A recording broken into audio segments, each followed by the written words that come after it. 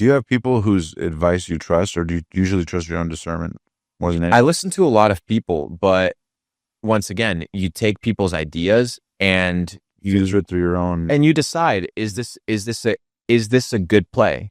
Because at the end of the day, What makes a good play, Luke Belmar? risk reward ratio. You can lose a trade. And I'm not a trader. I like to invest.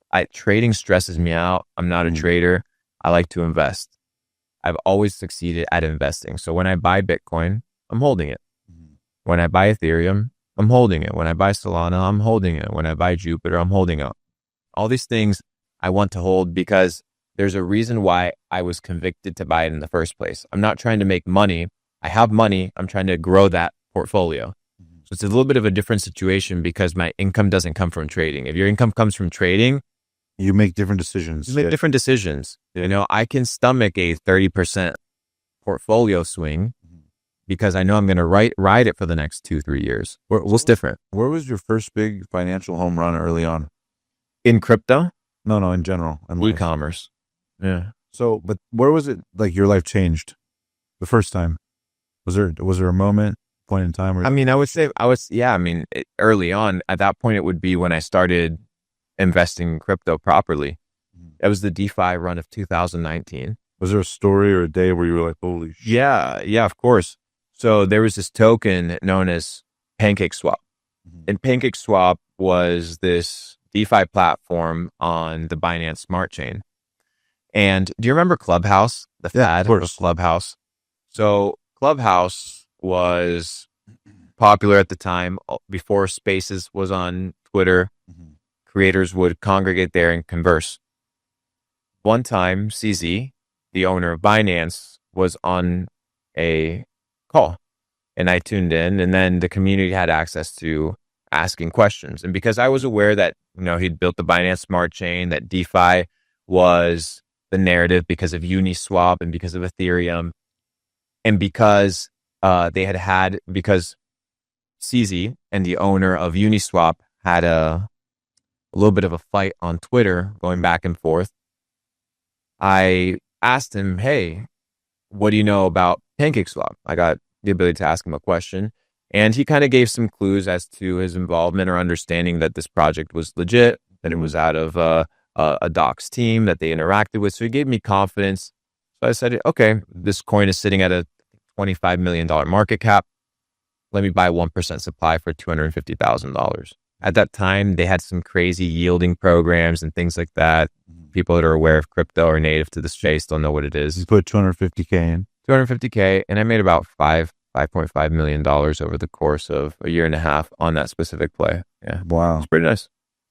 Was that the first time that you were like, holy shit? I mean, that's the play where I'm life looked different, where I'm realizing this is going to happen more often. This is going to repeat itself because you're getting the ability to invest into real companies that generate real revenue without having to go through a middleman, without having to go through a bank, without having to go through the stock market. The business, now many of them are not legit. They're just leveraging, Ponzi's or scam coins or presidential coins we've been seeing recently, versus the ones that have real product, generate real revenue, and decide to tokenize their community. These products and these companies will begin to surface more and more. And I think that what I realized was this product that worked, this model will be repeated because the founders, the company made a lot of money. So if somebody that's clever, somebody that's cheeky says, hey, if I'm going to raise money instead of going to a bank, let me just raise it from my community through a token, or let me have a token that represents our community. So I realized that, leveraged that, got into DeFi, did extremely well last bull run. And what's your beginning of the journey? What's your philosophy on taking profits? Changes? It changes all the time. It changes depending on the cycle. It changes depending on your portfolio. It changes depending on what type of money you're using to invest. If you're utilizing money that you need to survive, then you should be taking profits all the time. If it's money that you're growing, well, the market's going to swing and the market is going to do different things. As long as you hold high conviction plays and you know what you own, and you know why you own it, not because your financial manager told you, not because a YouTuber said this and that. You're the one that's clicking the green button. And people ultimately have to assume that responsibility that, yeah, you can hear a lot of information, but ultimately you're the one that needs to take that information and decide what's the best play for you. So crypto seemed like the highest leverage opportunity at the time, and it turned out to be correct. E-commerce is the highest leverage opportunity on the internet to build a business. So you basically like are leveraging leverage on leverage. Like what I mean by that is like, for example, when you create capital to begin with, you create community on top of that. You now have the two mechanisms by which everything else can continue to scale and keep itself looping, and it just keeps on going. Yeah, and you take your money and you multiply it. Just the idea of creating wealth, multiplying wealth, and then preserving wealth. And then the preservation part of wealth comes from that high tier network of entrepreneurs. So in order to preserve wealth, you need to create alliances. And you create alliances and you buy assets, you build portfolios together. So now wealth preservation is about studying a new way of thinking.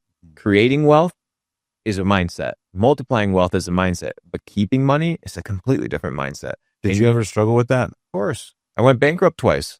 Twice?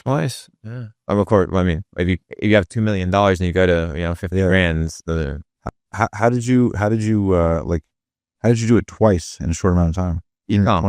E-com. So with e-commerce, you go from drop shipping to leverage you become really secure in a specific product.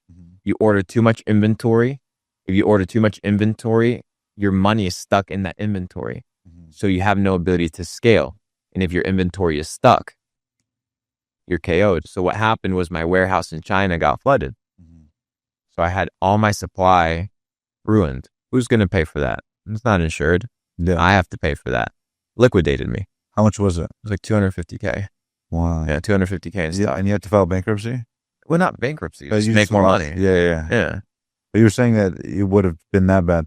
Twice, though. Never bankruptcy. I mean, I don't think I've gotten to the point where I've been to zero, but I would say going from $2 million down to 80 or 40 or 50 is pretty much nothing. Yeah. But then you start it back again. It's just products, testing, repetition. It's happened to multiple people multiple times in e-com, specifically when it comes to payment processing holds. I've had PayPal hold up to $2 million of mine for a year and a half. Unbelievable. Payment processing holds, they're a bitch. And then supply chain issues. Both of these things are massive bottlenecks. They put people in a lot of financial strains many, many times. What do you think is the biggest challenge with payment processors? Because so many brands, here's why I ask, because this is a side quest from an entrepreneurial perspective. You have a lot of these platforms that are trying in fintech to, you have, WAP, you have Stripe, PayPal. Everyone has these different issues, fees. What do you think is the ultimate payment processor? And how do you think that will ever exist? Or do you think that's what crypto's here to do? So when I launched Ecom Society, I wrote 2 essays, specifically around what I found to be the 2 most important elements of e-commerce. One was product research, and the second one was payment processing. Yes. So me and one of my partners, we wrote a payment processing PDF. And this payment processing PDF, we probably can find it on the internet somewhere. It's probably already leaked. Find the product research one as well. But most people don't understand how payment processing works. They think that they're just entitled to process payments. You're not entitled to shit. You process payments under the guise that you're somebody that isn't high risk, that the product that you're selling isn't high risk, that your refund rate is pretty low, that your chargeback rate is good, that your supply chain and that your product isn't a scam. So today, more than ever, payment processing companies have to deal not only with their own regulation, but the regulation of, first of all, Amex, Visa, MasterCard, but then you have banks and the bank regulations. And then on top of that, you have government regulations. I've been able to sit down with owners of banks. They say, hey, in order for me to even change the color of a button on my website, I need to file paperwork. There's a lot of regulation. So that translates down to us as merchants. That translates to us as sellers. So there's a set of rules that you need to follow. If you go to Stripe's terms and conditions, they literally say we can cancel and terminate your account at any time for any reason. Is that the type of partner you want? But why do you use Stripe? Well, because you haven't thought of a better way. Okay. That's why in Ecom Society, we literally created a portal with all of the best payment processors that we know, both in the US and in Europe, boutique, because it's all about access. So do you think that somebody that has access to the owners of Stripe get treated the same way as somebody that is just an irrelevant account? Good point. Do you think that that person will have their Stripe account shut down or their funds held? No, because they have trust. Just like a big payment processor like Stripe, which equals in retail Walmart, you could have a small bank or a small processor that equals your mom and dad pop shop or your local grocery store, where you can actually ask for things to be delivered and you can give recommendations, and there's a better relationship that can be built. Payment processing is the cornerstone of your business. If you don't have good payment processing, good checkout, you're screwed. If you're running high risk offers, high ticket offers, you need to have other vehicles to collect payment, whether it's crypto, whether it's wire, whether it's sell, things of this nature. Credit card is good, but ultimately the payment processor is what will determine your success in business, because if they hold your money, you're screwed. If they decide not to process, you're screwed. Let's say you make $1 million a year in revenue. Just in revenue. Let's say you have a 2.9% credit card fee. You could have a private processor give it to you for 1.9%, saving you 1%. 1% of $1 million is $10,000. That 1%, that difference is money in your pocket. Right. That's leverage, right? You need to be able to capitalize on that discrepancy. Most people in business, they leave so much money on the table because they don't form relationships with their partners. They don't form relationships with every vertical in business. Everything's so automated. Everything's so robotic that people forget that on the other side of the screen, there's actual humans that can solve their problems. If you just relate to them, go out, associate with them, make sure that they know that you exist, and build a bridge of trust. And you have an A team to manage all this? Yeah, I mean, I'll tell you off the podcast my payment processing strategy, because now when it gets to finance and stuff, it gets a little bit tricky. But yeah, I have my own financial team. I have my own investment team, and I have my investment portfolio, my family office, and collectively we kind of just play around. How many assistants do you have? So I have 2 travel assistants. I have my bodyguard that always travels with me. And then I have 2 virtual assistants. These 2 virtual assistants manage my schedule, manage my business meetings, and then the 2 in-person assistants are the ones that are handling the day-to-day operations of my life.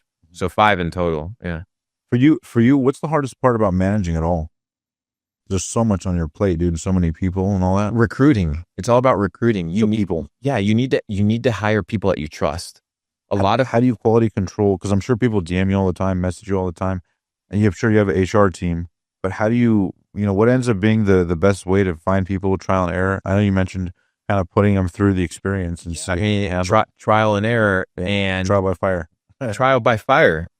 I'll probably get in trouble for this. Did I tell you the story of so I was testing a new assistant, and we end up flying to Singapore with my team, and I give them 2 rules specifically because of how Singapore works and the time and the event. And I gave these 2 rules because after conversing with this new assistant, I realized that he liked to drink. So I said 2 rules: no drinking and no sleeping around for the next week. Those are the 2 rules. While we're in Singapore, don't do it. So I tell my assistant who works for me, I said, take him to the bar, see if he drinks, right? Like you would test him, be homies with him. They take shots together. All right, perfect. Oh, they took shots. Yeah, they took shots together. So I already knew, hey, I can't trust this kid because whatever it is. And then we just up the game. Take him to the red light district. I won't continue the story. It gets crazy. But anyways, yeah. So he didn't pass the test. Long story short, hired people of confidence. If I have a maid, I'll leave cash on the table to see if the cash is there. At a certain level, you need people that you can trust. That's why a lot of people hire people from their childhood, people that they know or knew when they had nothing or were just coming up. And then 2, understand that as a boss, as an owner, your job is not to do things. Your job is to recruit. Your job is to hire. Your job is to vet. And your job is to have the architect perspective. The architect isn't the one that is out here figuring out the pipes and figuring out the electrical cords. No, they're designing, they're observing, they're making sure that everything is in accordance to plan. Life by design. And life by design also means that other people need to operate in their respective roles with peace of mind that they're not going to backstab you, that they're actually competent enough to follow through with the task. It's not just about being good, because loyalty and trust and confidence from a weak person that's incapable doesn't mean much. Yeah. You need confidence and trust from somebody that's capable and somebody that's quality controlled and tested. And then finally, you need to build fail-proof systems. You need to create systems where people don't have to think. My life is SOP'd. What I need, what I want, what I eat, everything is written down in a very simple way so that if any assistant always comes, they know what to do. So there should be basic manuals on how you operate, what you like, what you enjoy, that people can facilitate and help you with. You don't need a lot, but the first thing you need in business is a virtual assistant. Somebody that checks your emails, schedules your calls, manages your spam. Very basic things that create space to think, space to innovate, space to brainstorm. A lot of people are always running. They're always on the hamster wheel. So they never create the opportunity to stop and change directions if they have to. And you can't stop. What you can do is hire people and train people to do things on your behalf and do it in a way, once again, it goes back to community that incentivizes them, because you can't build an external community if the internal community, aka your business and your team, is dysfunctional. It all starts with the unit that is internal. So I work with my own team. You know, we have meetings every single week. We always get together. We dine together. We eat together. We go and travel together, because the quality of the bond of my internal relationships will dictate how we create products and how we do business and serve our customers. Effects, yeah. That's correct. That's the hardest part, I feel like. Finding a core team you trust. And that's just iterative through time a lot of the time. Like the core team. The core team iterates, Yeah. but it only improves. So just like in a long-term relationship, the goal is compounding effect. If I have an employee that I pay $80,000 or $100,000 a year, I'm not just paying for their time. I understand, and sometimes because many times I overpay my employees, I'm investing in their future. I would like to be able to reap the rewards alongside them of the level up, of the experience, of becoming a better person. Because if I'm investing into you, I want to be able to grow with you as well. Yeah. So instead of dating a new person every 6 months. That's a lot of energy though, right? No, All the people in fact, you have. no, because, well, that comes from the idea that you have to micromanage and govern every aspect of the business. You have the right operators, you have the right managers, and then you have the workers, the people that manage the task, the people that supervise the task, and then the people that you interact with, that you delegate things to at a higher level. And I have a couple departments. So I have my media team. My media team is comprised of production and post-production. I have my human resources, so that manages people.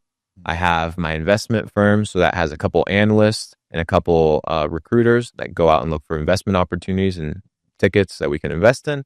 And then I mentioned our media team. I have my distribution team. My distribution team is huge, 70, 80 people, 8 managers. And then I have my customer service and community team. That's how it's bridged. How long do you see yourself running this?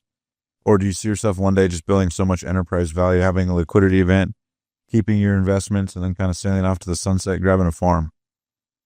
I'm already there, bro. Yeah.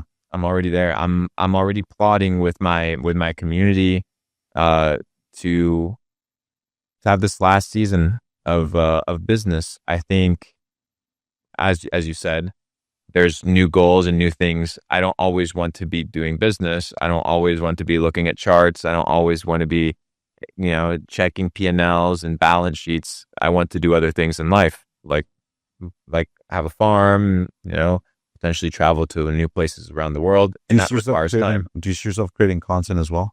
For sure. I mean, I like content. I like creating content, and I like sharing content, and most people appreciate it. For the bigger part of the internet has appreciated the net positive outcome of my content. But I do see myself eventually in some way, shape, or form living a different type of life simply because I like change. I'm a person that thrives in change and a person that thrives in controlled chaos. So being able to create new scenarios where you remove yourself from the internet might be cool. What is it about the chaos you enjoy? The unpredictability and Because there's so much routine in business. correct. Well, Yeah. I intentionally create routine for my staff so that I don't have to be in a routine. I have the privilege to live a life where I can do what I want to do, Right. which means I want my life to be exciting. I don't know where I'm going next week, right? So my hotel, right? We're here in the hotel. I check out tomorrow. I don't have a flight anywhere. I don't know where I'm going. Maybe I go to maybe I go to LA. Maybe I go back to Miami. Who knows? 2 weeks from now, I'm going to South Africa. I booked the tickets yesterday morning. Just going to go DJ with some friends. After that, who knows, right? If I had an office, if I had these things, which I can, and I would make more money, and that's the lifestyle of many, and that's cool. It's not for me right now. I wouldn't be able to do these things.